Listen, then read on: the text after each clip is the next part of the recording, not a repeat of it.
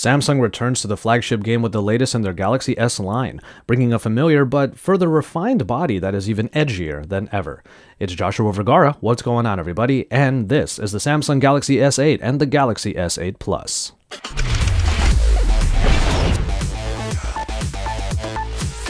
There are two versions of the newest Samsung device, and the names no longer use the word Edge, making it clearer than ever that the curved display is the Galaxy calling card moving forward.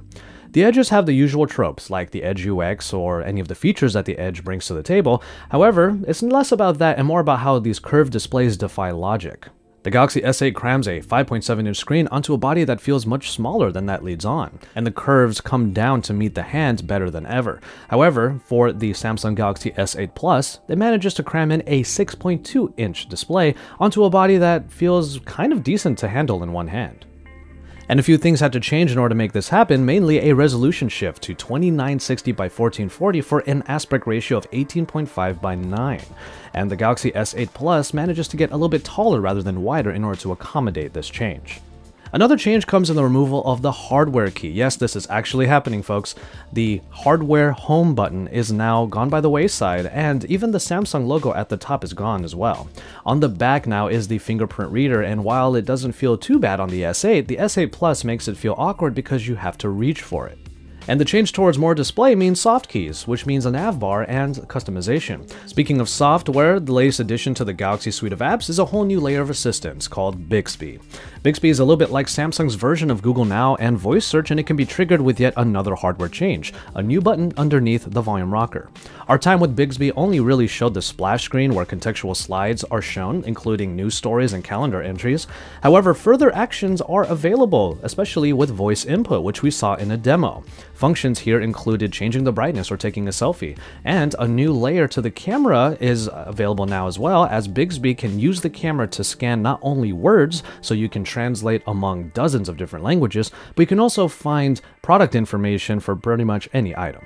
We plan to spend a lot of time with Bixby to see what it offers and to see if it's truly a new layer of assistance or just a redundancy because you still get Google Assistant built in. And all of this is housed in a water-resistant body that we were almost aggressively invited to dunk. And that body protects a bevy of hardware bits that users have come to expect, a 10nm octa-core processor that Samsung is not really telling us clearly if it's the Snapdragon or the latest Exynos, which is probably going to mean it's a mix of the two, 4GB of RAM, expandable storage, a headphone jack thank goodness, every sensor and connection type possible, and a 3000 mAh battery for the S8 and 3500 mAh for the S8 Plus. The camera is also quite familiar with 12 megapixels on the rear and 8 megapixels on the front, f1.7 aperture for both. What we were told, however, was that the cameras have gotten better post-processing, so the picture should have an enhancement, but it's more on the software side than just on the sheer specs. So Samsung strives to make changes in just the right places, even if it does mean a shift in familiarity. Gone are the Samsung logos, the tactile home button, and flat panels. In are Bixby and its new button, a shifted fingerprint reader, and screens that simply don't quit. There are more capabilities that can be unlocked using the Galaxy S8 and S8 Plus, but you have to use their various tools in the Samsung ecosystem, like the Gear 360 and Samsung DeX. Samsung DeX blows up the already large home screen to literally desktop size with a lot of features built in.